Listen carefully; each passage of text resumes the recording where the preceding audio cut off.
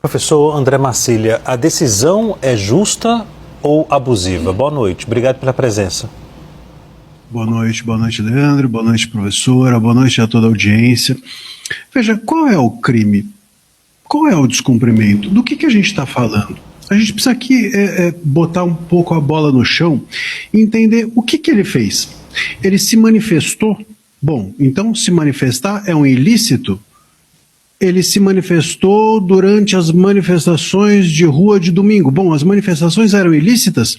As pessoas que estavam ali nas ruas são criminosas? É disso que a gente está falando? Porque se é isso, precisamos prender todo mundo que estava nas ruas. Vamos prender todos. As milhares de pessoas que estavam nas ruas do Brasil inteiro, então, são criminosas. Se não são criminosas, qual é o crime? Não consigo entender. Descumprimento por qual razão? Uma pessoa online, ela se manifesta.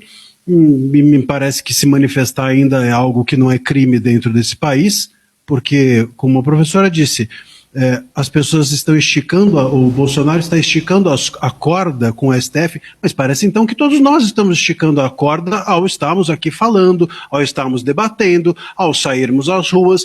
O que seria esticar a corda nesse caso? As pessoas estavam nas ruas, o Bolsonaro fez uma participação online, e essa participação online foi publicada na rede social. Bom, então o Bolsonaro não pode falar? O próprio ministro Moraes disse que ele poderia fazer participações públicas.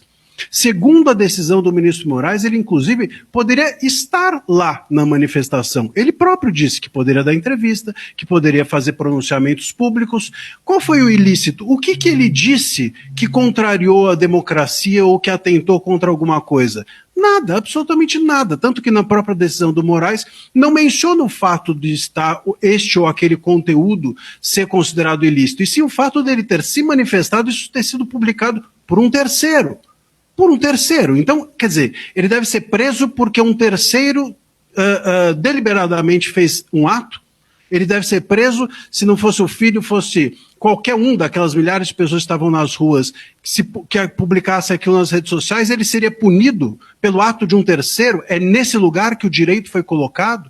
Ou ele vai ser punido por se manifestar?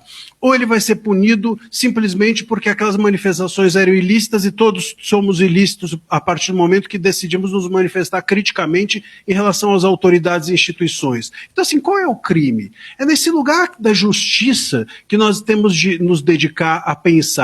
Quando a gente olha e fala isso é justo ou isso é injusto, a gente precisa primeiro entender qual é o crime, qual é o ilícito, em que lugar que nós estamos pondo a nossa democracia para dizer que ela precisa ser salva. Quer dizer, ela precisa ser salva de quê? De pessoas que saem às ruas e se manifestam?